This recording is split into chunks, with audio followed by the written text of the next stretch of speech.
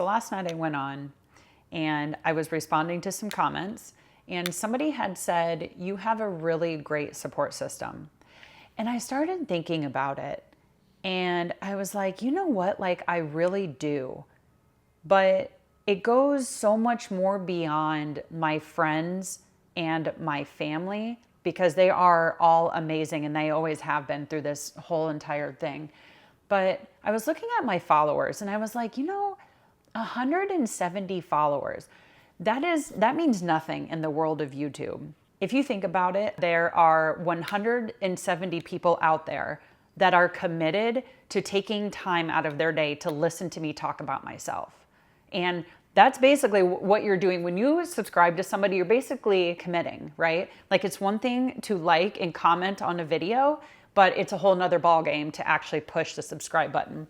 So I do want to say thank you, everybody, for doing that. That makes me feel really good, and it really does make me feel less alone. By the way, guys, I have a really busy day today, so I'm going to multitask and straighten my hair at the same time. So I was looking through my comments, and there were so many nice comments on there. And, supportive comments and other people sharing their stories. I can tell that there are people out there that genuinely care.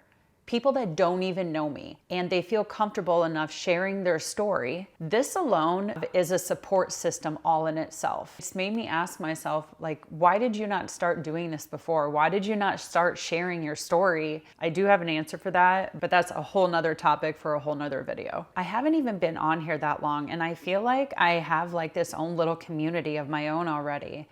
And I can't tell you how comforting that is. I don't know anybody personally that has had ovarian cancer. I have met people from ovarian cancer awareness events that I've been to, but when it comes to somebody that I know personally well, I don't know anybody. So, it's hard to talk about sometimes. It's I don't know. I've opened up to, some friends and family about it, but it just makes it easier when you're talking to somebody that knows exactly what you're going through. So, but I feel like I found that making this channel. We've all heard it time and time again that having a circle of friends and family and just a circle of people that you can trust and lean on during hard times is really important. And I absolutely agree with that. I cannot stress enough when I say that a sense of community during this is so beyond important. And if you just got diagnosed, or somebody that just got diagnosed, let me tell you right now, you're gonna wanna have as many people on your side as you can. I made the unfortunate choice to block a lot of people out of my life during that time. I didn't really talk about what was going on. And I think a lot of it just stemmed from shame. I think, I was embarrassed, and, having the emergency hysterectomy, I think that it took a toll on my mental welfare. And at the time, I didn't realize everything that I'm telling you right now. Like, it ended up spiraling out of control because I didn't lean on my support system as much as I should have. Not opening up about it and not telling people how I was really feeling just hurt me. Through all of this, these past 2 years, I have become a huge mental health advocate. Talk to people about how you're feeling. If you're scared, then you need to talk about it. If you're sad, you need to talk about it. And if you don't feel comfortable talking to somebody, then journal about it. Just journal. So last year I started seeing a therapist, and she would ask me a bunch of questions about, my cancer and, my journey through chemo and stuff like that, and how I've been since then. And I noticed that it was really hard for me to vocalize, like really hard. As in, when I tried to speak, like physically speak about it, my body would just completely shut down. So that wasn't going very well. So she's like, okay, how about this? How about you start journaling about it? And then when you feel comfortable, then I can read some of your journal entries, and then we can, start discussing it from there. So that's what I did. And that's what I'm still doing. Your biggest support can be a pen and a piece of paper. That's a lot better than nothing, because Holding all of this in, what you are going through, is going to do you absolutely no good. I have learned the hard way, and I wouldn't wish any of what I've gone through the past 2 years on my worst enemy. And just so you guys know, there are a ton of different communities out there for you to join. There's a ton of online support groups.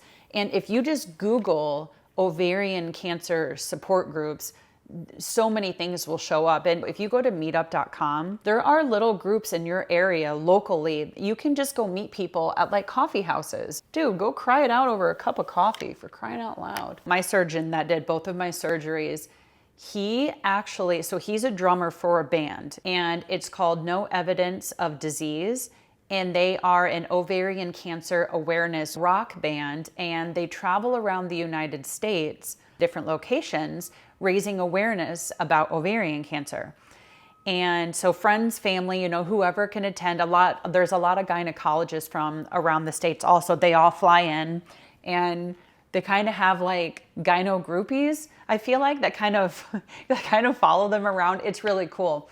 But anyway, so cancer survivors can actually go up on stage. There are these big, like poster boards, I guess you could say, that you can fill out, and you can put like a fun fact or something. I'm a stage 4 survivor. Or there was one lady that put 6 months after she finished chemotherapy, she was able to see her first granddaughter born. So it's a really cool event, and it was amazing meeting so many people and just being able to raise a glass to those who are blessed enough to be able to tell their story.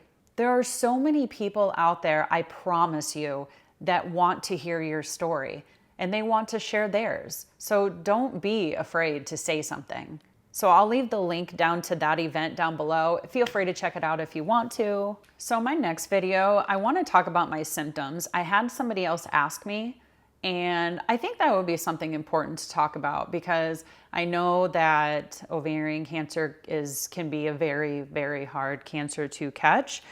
So maybe if I share my experience with my symptoms, maybe I could potentially help somebody out there. So my dog is standing here being a major creeper, asking me to go outside. So I probably should do that. Hopefully you guys will come back to see me again. I would love it if you did. I'm never going to say subscribe, because I think we all know that if you want to keep coming back to see somebody, you know what to do. Thank you for listening to me ramble. I really appreciate it. And hopefully I will see you guys soon. Bye.